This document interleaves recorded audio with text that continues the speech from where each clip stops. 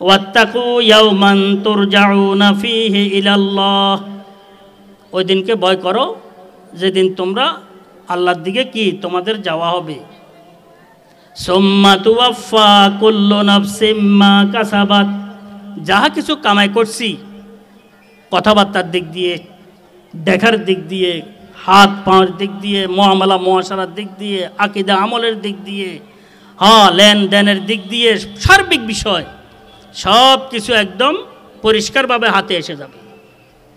ওয়াহুম লা ইউজলামুন, আল্লাহ পাক কোনো বেশ কম করবেন না কিছু। যা করব তাই আমরা পাবো, যেমন কর্ম তেমন ফল হাতে এসে যাবে। যদি তওবা ইস্তেগফার যদি আমরা করতে থাকি, তওবা ইস্তেগফারের সাথে যদি লেগে থাকি, তো আল্লাহ পাকের ফজল, আল্লাহ পাকের করমে আমাদেরকে আল্লাহ পাক গুনাহগুলা ক্ষমা করে দিবেন, ত্রুটি বিচ্যুতিগুলা ক্ষমা করে দিবেন, আল্লাহ পাক দয়া করবেন, আল্লাহ পাক মেহেরবানি করবেন। আর যদি উদাসীনতার সাথে যদি চলতে থাকি, তাহলে আমাদের পরিণাম অনিশ্চিত হবে, সুনিশ্চিত হবে না। এই কারণে আমি আপনাদের খেদমতে আলোচনা করতেছিলাম, মাহফিলগুলা এর মধ্যে আসা, কথাবার্তা বলা এবং কথাবার্তা শোনা, এটার মূল উদ্দেশ্য হচ্ছে আমি যেন প্রত্যেকটি ক্ষেত্রে সিরাতে মুস্তাকিমের উপরে থাকতে পারি। এটা হচ্ছে মূল লক্ষ্য। সিরাতে মুস্তাকিম থেকে যেন আমি একটু কি খসে না পড়ি, আমার পদস্খলন না ঘটে। আর সিরাতে মুস্তাকিমের উপরে চলার বিপরীতে সবচাইতে মনের যে চাহিদা আছে, এটা হচ্ছে সবচাইতে বড় বাধা। মন শয়তানকেও কি আছাড় দিয়েছে, শয়তানকে গোমরা করার জন্য আরেক শয়তান ছিল না, শয়তানকে গোমরা করছে শয়তানের কি নফস, শয়তানের মনে। এ কারণে সবচাইতে বড় বিষয় হচ্ছে মনের খোঁজ খবর লওয়া, যে আমার মন কি চাইতেছে, আমি মনের কতটুকু অনুসরণ করতেছি, ভালো কাজের না মন্দ কাজের, না মন মতো চলার প্রবণতা আমার মধ্যে এসে যাইতেছে। এই বিষয়গুলোর শুদ্ধির চিন্তা ভাবনা করা আমাদের দরকার। আল্লাহ পাক আমাদেরকে সবাইকে সিরাতে মুস্তাকিমের উপরে আল্লাহ পাক আমাদেরকে রাখেন, সিরাতে মুস্তাকিমের উপরে থেকে দুনিয়া থেকে যাওয়ার তৌফিক দান করেন। আখিরাতের যত রকমের স্টেশনগুলো আছে, চেকপোস্টগুলো আছে, এগুলোর মধ্যে যেন আল্লাহ পাক আমাদেরকে হাবিব সাল্লাল্লাহু আলাইহি ওয়াসাল্লামের উসিলায় সিরাতে মুস্তাকিমের ভিতর দিয়ে জাহান্নামের থেকে বাঁচিয়ে জান্নাতের রাস্তা যেন সুগম করে দেন। আল্লাহ পাক সবাইকে তৌফিক দান করেন। আমার পরেও আল্লাহর রহমতে বড় বড় উলামায়ে কেরাম আছেন, ওনারা বয়ান করবেন।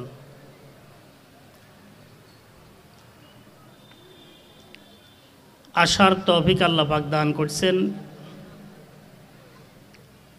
কর্তৃপক্ষের নির্দেশ পালনের জন্য আমি সামান্য সময় নিয়ে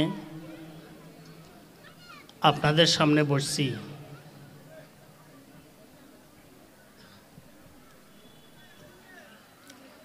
সংক্ষিপ্ত মাসনুন খুতবার পর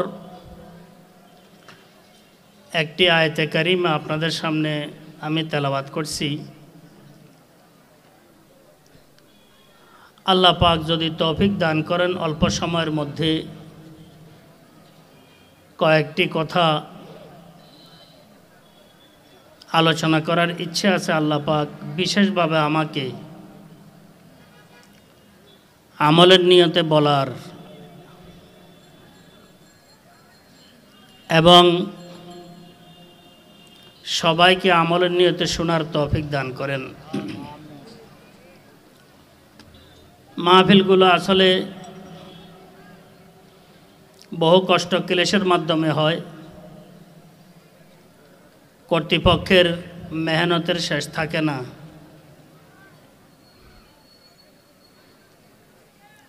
আমরা যারা আশেপাশের বাইরে আছি, আমাদেরও প্রচুর পরিমাণে সহযোগিতার প্রয়োজন হয়।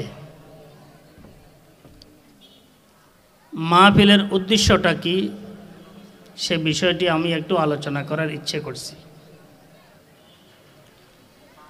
মাহফিলের উদ্দেশ্য হচ্ছে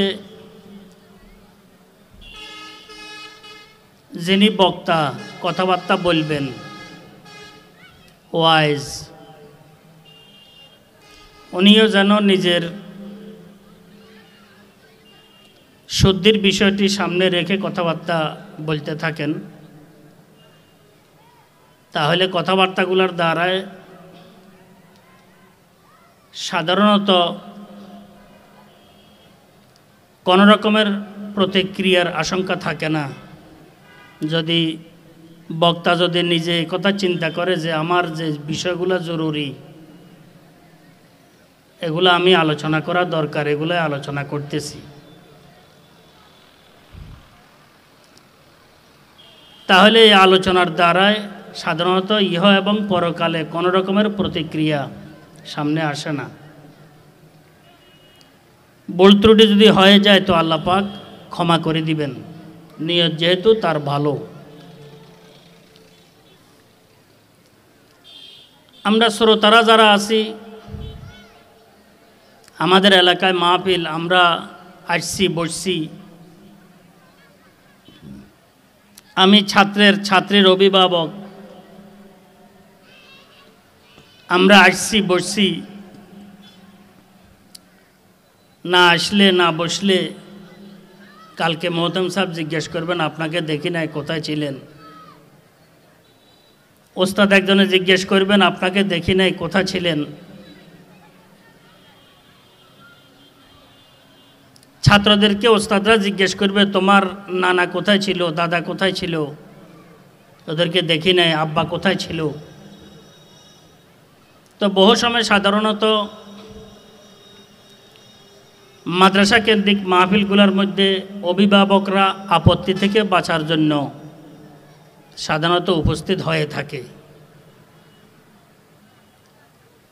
বাসা খেয়াল থাকে যে ওস্তাদরা যেন খুশি হন, আমার সন্তানরা যেন আমাদেরকে কাছে পাশে পেয়ে খুশি থাকে, এটাই থাকে। এটাও ভালো নিয়ত, খারাপ নিয়ত নয়, কিন্তু আসল নিয়ত কি হওয়া চাই? আসল নিয়ত হওয়া চাই আমি একজন মুমিন, আমি একজন মুসলমান, আমি একদিকে চলছি আল্লাহ পাকের কুদরতের রাস্তায়, আমার গন্তব্য আখিরাত। দুনিয়ার মধ্যে কেউ থাকে নাই, থাকবে না, থাকতে পারবে না।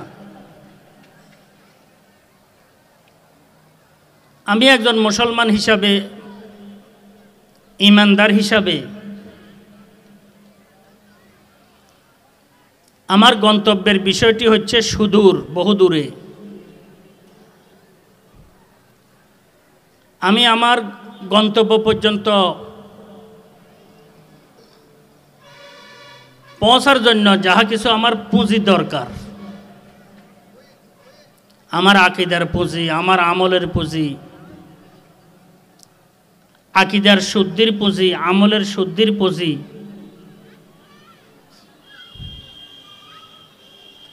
আমার ইলমের শুদ্ধির পুঁজি,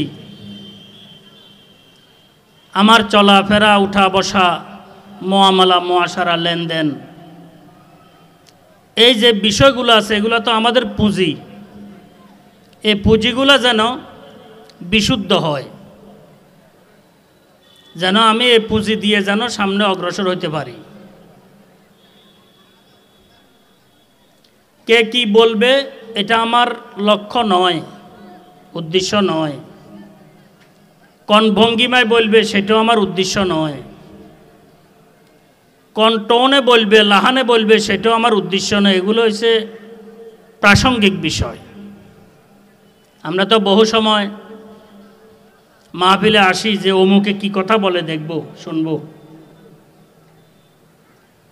অমুকে কি ওয়াজ করে দেখব। অনলাইনে নেটে উনাকে আমরা দেখছি, এখন কাছের থেকে দেখা দরকার, একটু দেখি লোকটা কেমন, উনি কি কি বলেন, এগুলো আমরা চিন্তা করব। বহু কেউ আছে খাতা কলম নিয়ে বসে থাকে দোষগুলা টুকার জন্য, নিজের দোষ শুদ্ধ করার জন্য সাধারণত আসে না, অন্যের দোষগুলা নোট করার জন্য আসে। এমনও হয় বহু মাহফিলে। এগুলা মাহফিলে আসার সঠিক নিয়ত নয়। সঠিক নিয়ত হচ্ছে আমি এক গন্তব্যের দিকে আমার রওয়ানা, আমি মুসাফির। দুনিয়ার মধ্যে থাকার জায়গা নয়। আমার পূর্বে যারা ছিলেন এরাও থাকতে পারেন নেই, আমরাও থাকতে পারবো না। পরবর্তী কালে যারা আসবে এরাও থাকবে না। দুনিয়া থাকার জায়গা নয়। তো আমি যে যাইতেছি, আমি আসলে আমার দাপট এমন এক দিকে যাইতেছি, দাপট চলবে না। আমার শিক্ষার দাপট চলবে না, নেতৃত্বের দাপট চলবে না, মাল ও সম্পদের দাপট চলবে না, নিজের জ্ঞানের দাপট চলবে না। এমন এক জায়গায় আমি যাইতেছি, এমন দিকে যাইতেছি, কিছুই চলবে না সেখানে। ইল্লা মান আতাল্লাহা বিকলবিন সালিম। আল্লাহ পাক ইরশাদ করেন, সঠিক আমল নিয়ে, কলব নিয়ে যে আমার দরবারে উপস্থিত হইতে পেরেছে সে একমাত্র নাজাত প্রাপ্ত হবে। আর না হয় যত কিছু হোক, কিছু নাজাতের কি কাজ দিবে না। ইন্না জাআলনাকুম শুউবান ওয়া কাবাইলা লিতাআরাফু। তোমাদেরকে বিভিন্ন গোত্রে,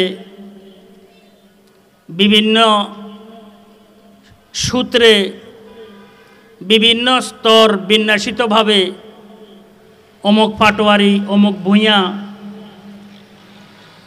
অমুক চৌধুরী, অমুক মন্ত্রী, অমুক মিনিস্টার, অমুক এমপি, অমুক ইমাম, অমুক মুক্তাদি, অমুক মুয়াজ্জিন, অমুক মহতামেম, অমুক শিক্ষা সচিব, এই যে পদগুলো বিন্যাসিত আছে, বলছে এগুলো হচ্ছে শুধু একমাত্র চলার জন্য, পরিচিতির জন্য। আসল উদ্দেশ্য হচ্ছে কি, ইন্না আকরামাকুম ইনদাল্লাহি আতকাকুম। তোমাদের মধ্যে সবচেয়ে আল্লাহ পাকের নৈকট্য লাভকারী সে ওই ব্যক্তি যার মধ্যে তাকওয়া বেশি। আল্লাহ পাকের ভয়ভীতি অন্তরে যে বসাইতে পেরেছে সে হচ্ছে আসল লোক।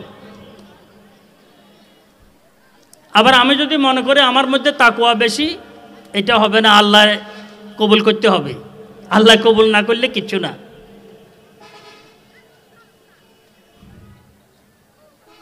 এই কারণে আলোচনা করতেছিলাম যে আমাদের মাহফিলগুলা শোনার উদ্দেশ্য কি। মাহফিলগুলা শোনার উদ্দেশ্য হচ্ছে আমি ধনী হই, গরিব হই, শিক্ষিত অশিক্ষিত, মহিলা পুরুষ, জওয়ান বুড়া, উচ্চ পর্যায়ের হই, সাধারণ হই, যে সবার রাস্তা একটা। দুনিয়ার মধ্যে যত ক্ষেত্রে বিচরণ করতে থাকি, যত ক্ষেত্রের পরিচালনার সাথে সম্পৃক্ত আছি, যত লেনে দেনে ক্ষেত্রের সাথে আমার কি সম্পর্ক আছে, যাওয়ার রাস্তা কিন্তু সবার একটি, সেটা হচ্ছে মৃত্যুর রাস্তা। এটার যা দল মত, যা কিছু আছে, বাহাদুরি, যাহা কিছু আছে, পদমর্যাদার বিষয়টি, খানদার এবং গোত্রের বিষয়টি, এগুলা সব মৃত্যুর আগ পর্যন্ত বিষয়। মৃত্যুর আগ পর্যন্ত বিষয়। মৃত্যু পর্যন্ত এই বিষয়গুলো থাকে, অমুক তমুক ওই সেই, কিন্তু রাস্তা যাওয়ার কিন্তু সবার একটি, সেটা হচ্ছে মৃত্যুর রাস্তা। এটার মধ্যে কোনো রকমের বিভক্তি নাই, ইখতিলাফ নাই, দ্বিমত নাই। এখানে ভূঁইয়ার এক রকমের মৃত্যু, চৌধুরীর আরেক রকমের মৃত্যু, এমপির এক রকমের মৃত্যু, মন্ত্রীর এক রকমের মৃত্যু, এমন কিছু নাই। কুল্লুনা সাওয়া সাওয়া, আমরা সবাই সমান সমান একই রাস্তা যাইতে হবে। যা কিছু আছে এগুলো সব সমুদ্রের কি ঢেউ আর ফেনার মতো, এগুলার কোনো ভ্যালু নাই। হুজুরে আকরাম সাল্লাল্লাহু আলাইহি ওয়াসাল্লাম ইরশাদ করেন, বহু মানুষ দেখতে শুনতে কিন্তু খুব ভালো ধর্মীয় লাইনে, কিন্তু তার আঞ্জাম শেষ ফল কিন্তু ভালো হবে না, খারাপ হবে। বন্দা বহু সময় নেকামল করে, দেখতে শুনতে ভালো, সবাই ভালো বলে,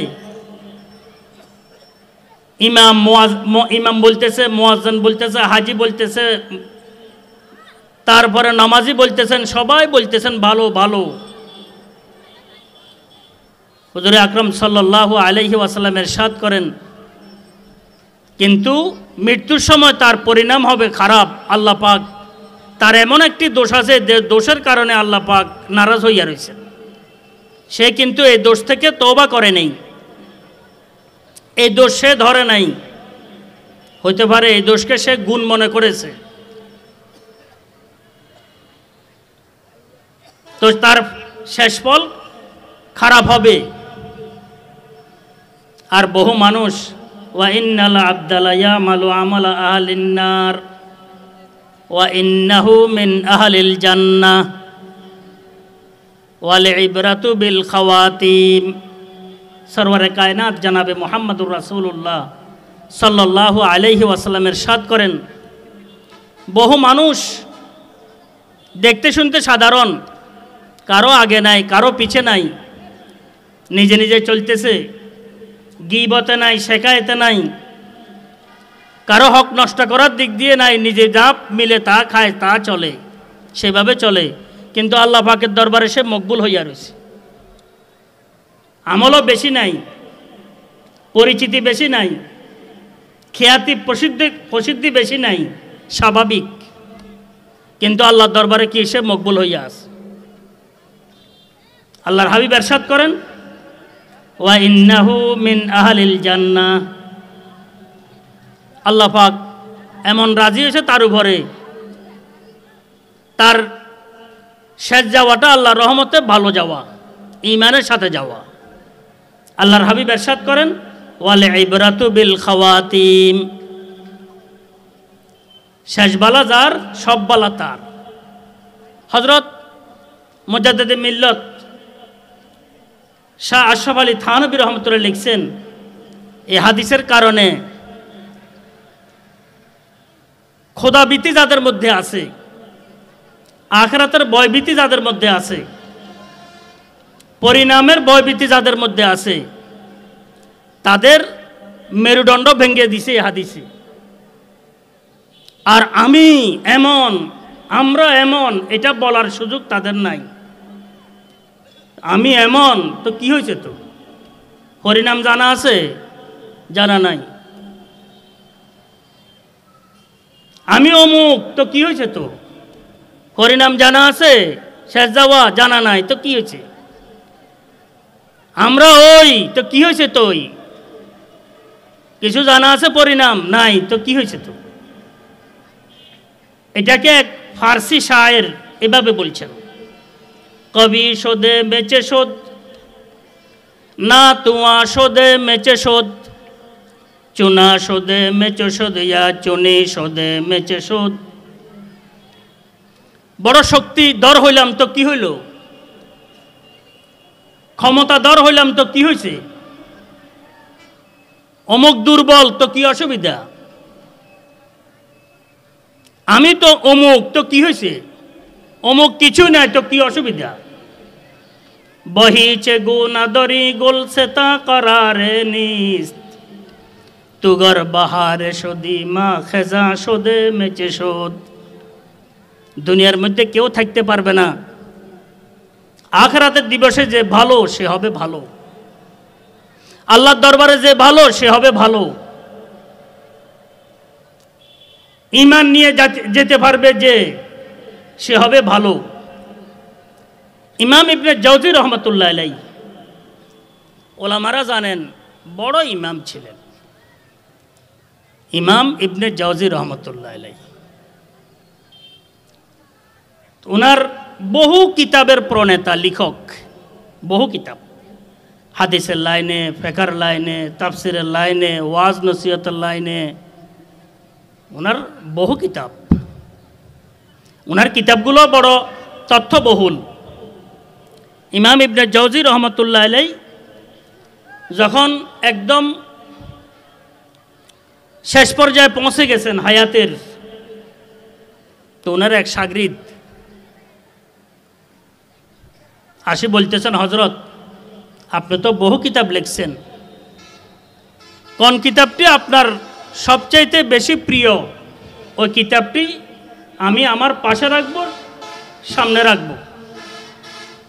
ইমাম ইবনে জাওজি রহমতুল্লাহ আলাইহি চোখের পানি ফেলে দিয়েছেন, বড় নিঃশ্বাস ফেলছেন আর বলতেছেন, ভাই আজকে বলা যাবে না কিয়ামতের দিবসে যে কিতাবটি আমার নাজাতের উসিলা হয়ে দাঁড়াবে, ওই কিতাবটি আমার প্রিয় হবে, এখন বলা সম্ভব নয়। আল্লাহওয়ালারা এভাবে চিন্তা করেন, এভাবে চিন্তা করেন। আমি আপনাদের খেদমতে অনুরোধ করতেছিলাম, শাহ ইলিয়াস রহমতুল্লাহ আলাইহি তাবলিগে জামাতের প্রবর্তক, দুনিয়ার মধ্যে হাজার হাজার লাখো লাখো মুসলমানদের ইমানি প্রেরণা আল্লাহর রহমতে জাগ্রত করছেন। শাহ ইলিয়াস রহমতুল্লাহ আলাইহি, হযরত মুফতি শফি সাহেব রহমতুল্লাহ আলাইহি লিখতেছেন যে আমি আমার ওস্তাদকে দেখার জন্য গিয়েছি। মুফতি শফি সাহেব রহমতুল্লাহ আলাইহির ওস্তাদ শাহ ইলিয়াস রহমতুল্লাহ আলাইহি তাবলিগি জামাতের বাণী। তো আমি দেখার জন্য গেছি, শেষ অবস্থা, অসুস্থ অবস্থা। বলছেন ওস্তাদ শুধু এদিক থেকে এদিক পাশ কাটে, এদিক থেকে এদিক গড়াইতে আসেন। শাগরিদ ওস্তাদদের সম্পর্ক তো আজীব থাকে, আন্তরিকতার শেষ থাকে না। তো জিজ্ঞেস করছে, হুজুর কি শরীর অসুস্থতা বেশি অনুভব হচ্ছে? কল না। কোনো জায়গায় ব্যথা আছে? কর না। কোনো কিছুর প্রয়োজন আছে? কর না। তো বলতেছেন, হজরত আপনার যে অস্থিরতা, পাশ পরিবর্তন, এদিক থেকে ওই দিক, এদিক থেকে এদিক, বড় বড় নিঃশ্বাস ফেলতেছেন, কান্না অবস্থা, লাগে যে আপনার মোটামুটি কিছু শারীরিক কষ্টের মধ্যে আপনি আছেন। তো বড় নিঃশ্বাস ফেলছেন, বলছেন, ভাই শারীরিক কোনো কষ্ট নাই, কিন্তু বড় একটি আশঙ্কা আমার সামনে বাসমান, পেরেশানি বাসমান।